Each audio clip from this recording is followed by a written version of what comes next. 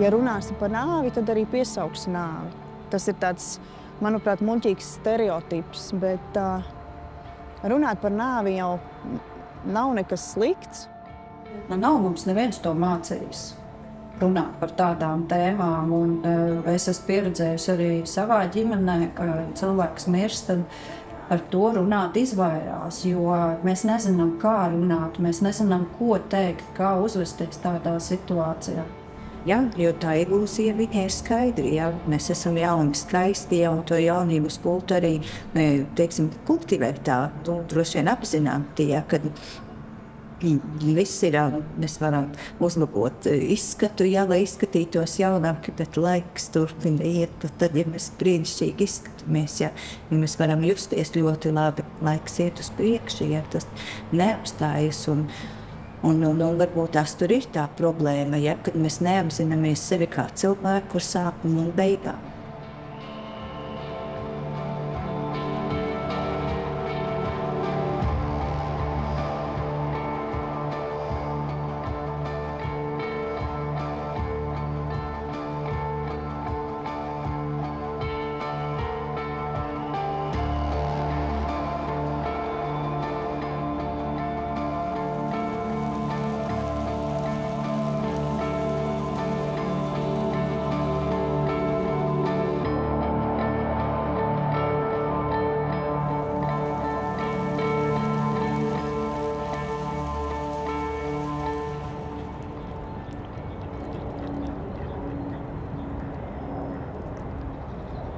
Hospice specifika, mēs strādājam tieši ar mirstošiem cilvēkiem.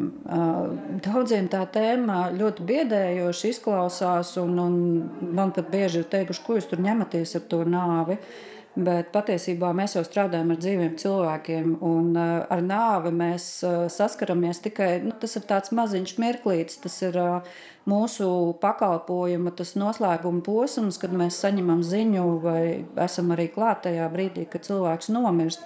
Bet viss tas 99,9% ir darbs ar dzīvu cilvēku. Tā kā es uzskatu, tā ir tāda, tā nav slimnīcas palīdzība, bet tā ir ļoti tāda mērķēta palīdzība uz noteiktu klientu, pacientu grupu, kuri ir ļoti neaizsargāti,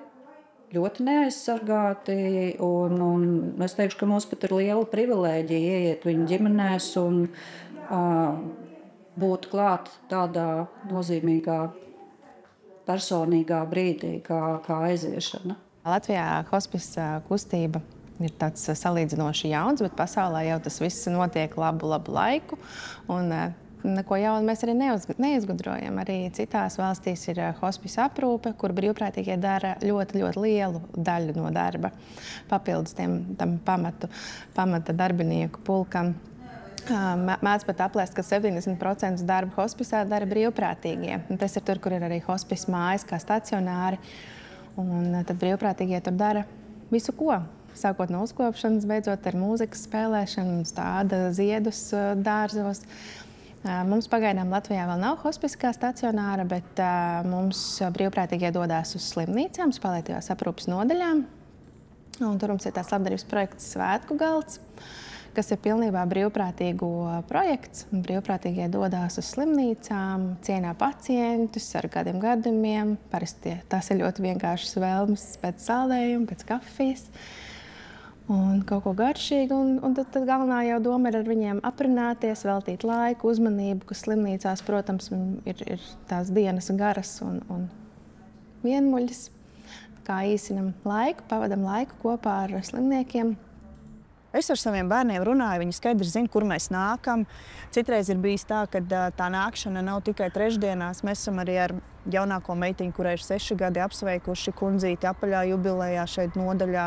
Sarūpējām tur balonu un kūciņu. Tad mēs nācām lieldienās pie viena kunga ar kūciņām un ar abām mazajām meitenēm. Un viņas redz, kas tur notiek.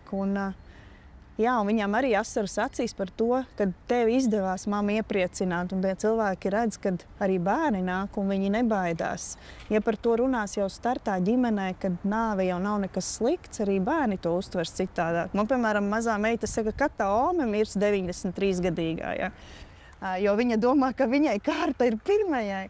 Un tad mēs runājam, kad nav tā kā noteikts, kad Ome mirs, varbūt kāds cits no radiem nomirs, jo nemirst jau pēc vecuma, mirst jau dažādi, un ka tie cilvēki mirst dažādos vecumos, un šīs te diagnozes ir dažādas, un dzīves notikumi ir dažādi, un tāpēc arī tā dzīve ir jādzīvo maksimāli. Tīri fiziski šeit viss ir lēnāk, cilvēki nekur šeit neskrien. Tāpēc arī mēs, ienākot šeit pa durvīm, man liekas, mums vispār laiks apstājās. Un mēs pasēžam kopā ar šiem pārsvarā gulošajiem cilvēkiem. Un tad rodās tas brīvais, lēnais laiks, kurā notiek dziļas sarunas. Es visvairāk trešdienās mācos būt šeit un tagad. Man vienmēr galva ir pilna ar daudz domām, idejām, problēmu risināšanām, bet šeit, tik līdz atveru palātas durvis, man ir jābūt atvērtai, man ir jābūt tikai šeit ar to domu, kā es varu cilvēku uzrunāt, kādi būs tie pirmie vārdi, kā veidosies mums saruna, viņu iepriecināt, kā es varu arī viņu iedrošināt, pacienāties un kaut kā atraisīt uz tiem stāstiem. Telpu un mūsu biroja izvēle nav tāda netīša. Ja mēs redzam, ka tieši vieta arī var runāt pati par sevi, kad kā tā viņai nav jāatrodas kaut kur, tur pie Ulbraks kapiem, kur neviens viņu neredz, bet tieši tā vieta ir arī veids, kā ar sabiedrību runāt, kā sabiedrības ikdienas dzīvē, braucot pa Brīvības vai pa Merķeļa ielu, kad cilvēki redz, hospice, kas tas tāds ir, varbūt ir vērts palasīt, ieiet Facebookā vai mājaslapā, paskatīties, kas tas ir un kāpēc viņš šeit centrā ir, un varbūt, ka man kaut kas šajā sakarā ir jāpadomā. Tā kā mēs tiešām jebkuru komunikāciju esam līdz šim, teiksim, bijuši gatavi un arī turpmāk to darīsim. Saku, vai tas būtu sarunu festivāls Lampa, kur mēs tiešām varbūt kaut kādas tādas vairāk tādas radikālākas kaut kādas idejas vai domas apspriežam, vai tas būtu kaut kāds kongress, profesionāļi. Mēs visur ejam un runājam.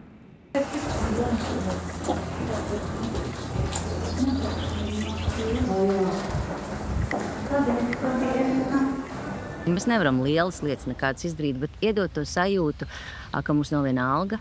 Jo daudzi cilvēki ir vientuļi, viņiem nenāk tuvinieki, viņiem nenāk rādi draugi, un tad mēs ienākam ar savu svētku galdu, bet viņi bieži pārsteigti. Pārsvarā viņi ir pārsteigti, viņi ir priecīgi, un pēc tam nedēļu stāsta māsiņām un daktariem, ka viņām bija ciemiņi un saldējumi un nesa un tā, jā.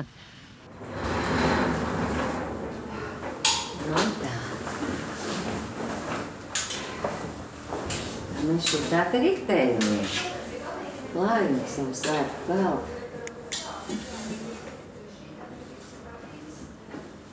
Es braucu mājās smaidot ar tādu cerību, ka kādam tā mūsu būšana pie viņiem tajā brīdī ir padarījusi to dienu kaut nedaudz labāku, cik tas ir iespējams katra situācijā.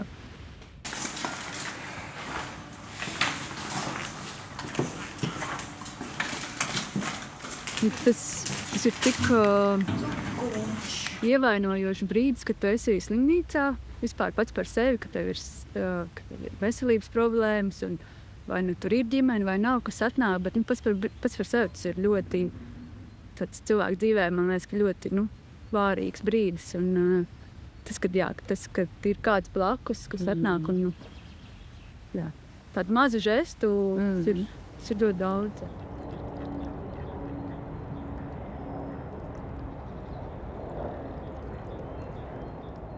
Ja mēs runājam par ticīgiem cilvēkiem, kuri vairāk tādas sliktās lietas saistītu ar grēku, ja, tad var kurš izsūdzēt grēkus, kurš nožēlot to, kā atstrādāt to, ja tikt vaļā no tā smaguma, ja, bet ja kaut kas nav padarīts, ja, tad arī apzināšanās par tā laika neesamību kaut ko pagūt vēl, ja, kaut ko labot, kaut ko mainīt un kaut ko izdarīt.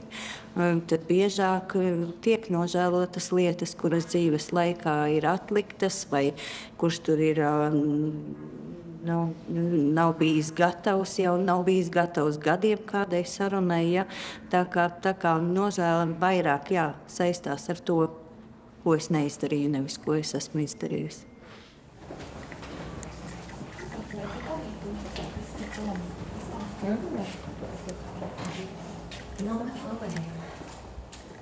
Tuk, tuk, tuk. Labdien! Labdien! Labdien! Mēs esam brīvprātīgie, mēs nākam ciemos. Saldēji!